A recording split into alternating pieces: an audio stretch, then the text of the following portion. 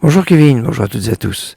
Aujourd'hui, j'aimerais vous parler d'un Rav qui s'appelle Rav Alexander Zouche Friedman, dont c'est aujourd'hui le jour anniversaire. Il est né en 1897, il a été assassiné à Majdanek en 1943, comme aujourd'hui.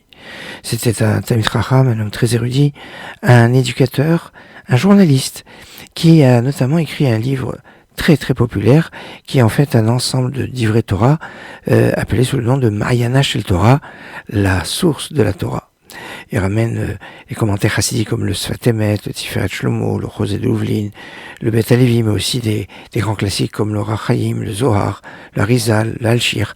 Il cite donc beaucoup de commentaires et il était vraiment à l'origine très populaire de divrei Torah qu'on dit à table le Shabbat, de divrei Torah qu'on peut faire à la synagogue. À la base, il est écrit en yiddish. La première édition est sortie à Varsovie en 1938.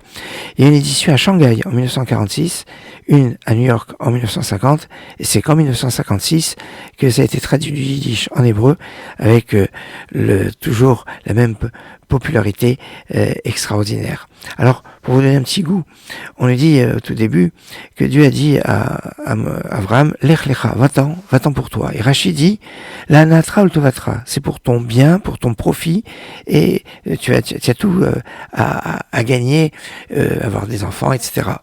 Et alors là, on peut poser la question, alors quelle est l'épreuve? Si il lui garantit tu t'en vas, mais t'inquiète pas, tu vas rien perdre de ton renom, de ta richesse, etc. Ça diminue, tu as de l'intérêt. Et en fait, ça grandit son épreuve pour savoir dans quel esprit il va réaliser la parole de Dieu.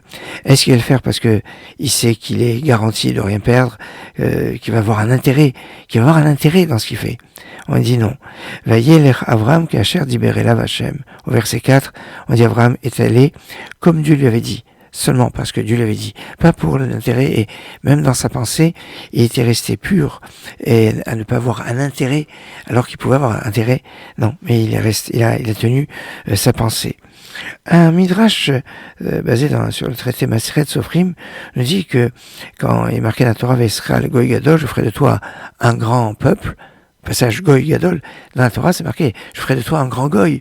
Ça n'a rien de péjoratif, c'est un grand peuple. Ne prenez pas le mot goy comme quelque chose de péjoratif, c'est une erreur. Le premier qu'on appelle un grand goy, c'est Avram, à souligner.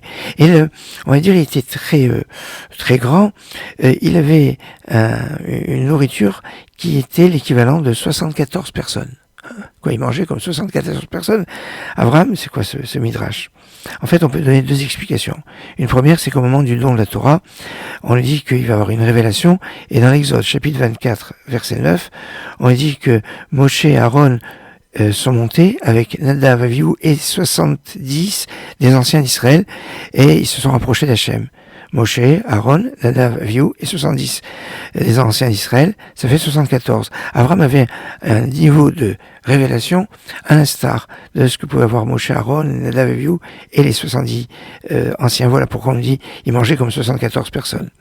Ou alors on peut dire qu'il y a 10 générations de Noach jusqu'à Abraham. Mais la Torah va nous citer le prénom de 74 personnes. Oui, 74. Et on dit que Abraham a pris le mérite de tout le monde, de ces 74 qui sont cités. 74 noms, vous pourrez les compter, c'est assez intéressant. Voilà, deux enseignements rapportés par le Rav Alexander Zouche Friedman dans son livre Ma'ayana Shel Torah. Excellente journée.